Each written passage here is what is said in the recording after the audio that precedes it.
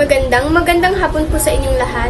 Kami po ang pangkat-4 pag-unlad at ang topic po namin ay patungkol sa supply. Ano nga ba ang kahulugan ng supply? Ang kahulugan ng supply ay ang mga gawa at kilos ng mga producer at ang pinag-aaralan sa bahaging ito, sila ang tinatawag na supplier. Ang batayan ng pagtakda ng supply sa pamilihan. Ang supply ay isang ekonomikong konsepto na naglalarawan sa dami ng produkto o serbisyong inaalok sa pamilihan sa iba't ibang antas ng presyo. Ito ay nagpapakita ng ugnayan sa pagitan ng halaga ng isang kalakal o serbisyo at ang presyo nito. Sa madaling salita, ito ang grafikong representasyon ng dami ng produkto o serbisyong handa at kayang ipagbili sa iba't ibang presyo. Ang Q's bilang dependent variable at ang Q's or quantity supply ay naapektuhan ng anumang pagbabago ng P or presyo. Supply function. Mula sa paggamit ng supply function na nilalaan, makabubuo ng isang talaan na maglalarawan sa dalawang variable.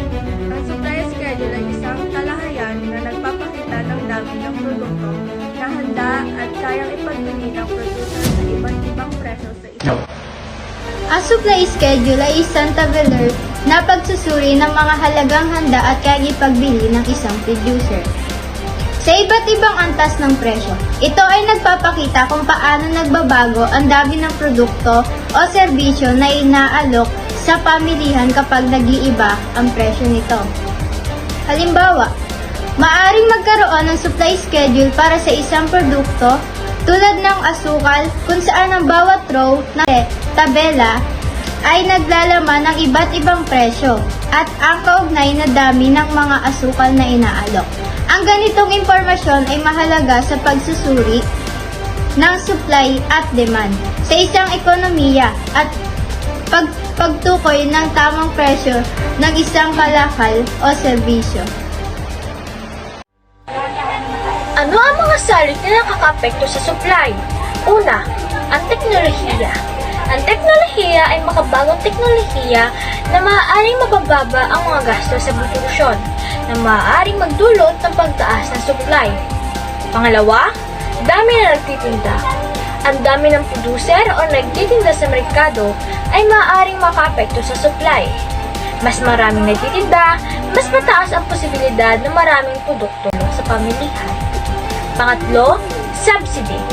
Ang subsidiya mula sa pamahalaan ay maaaring magbigay ng insentibo sa mga producer na nagre-resulta sa pagtaas ng supply. Ito pa ang ilang mga salik.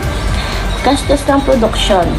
Ang presyo ng mga bahagi at materyales kasama ng iba't ibang gastos sa produksyon ay maaaring makaapekto sa supply. Kung tumaas ang gastos, maaaring magdulot ito ng pagbaba ng supply. Panahon, klima.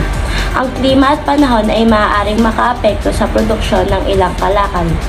Halimbawa, ang pag-ulan o tagtuyot ay maaaring magkaroon ng epekto sa supply ng agrikultura. Presyo ng ibang produkto. Ang presyo ng ibang produkto na may kaugnayan ay maaaring makaapekto sa supply. Kung ang presyo ng alternative na produkto ay mataas, maaaring mas maraming producer ang mag-aalok ng nasabing produkto sa pamilihan. Ang panghuli ay ekspektasyon. Ang ekspektasyon ay isa sa pangmahalagang salig na maaaring maapekto sa supply. Ito'y tumutukoy sa inaasahan ng mga producer o nagtitinda tungkol sa mga darating na pangyayari o pagbabago sa ekonomiya.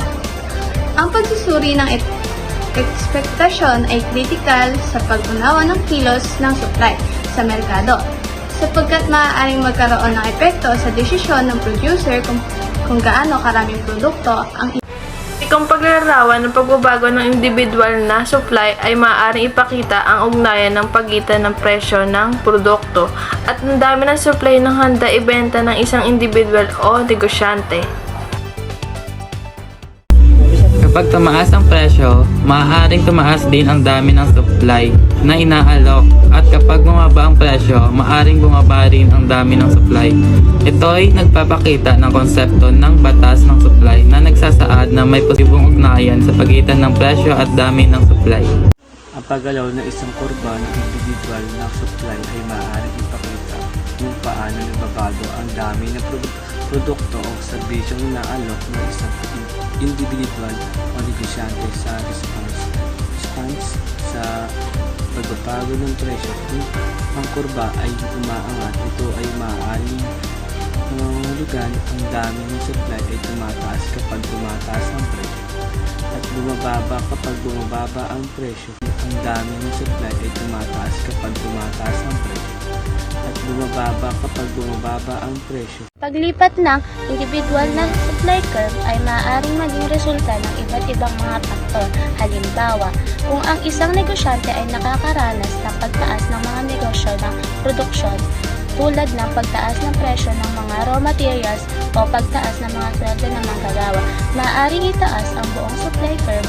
Ito ay isang pagbabago sa kabuuang antas ng output na handang ibenta at sa iba't ibang mga antas ng presyo. Ang paglipat na ay maaaring bababa rin depende sa sitwasyon.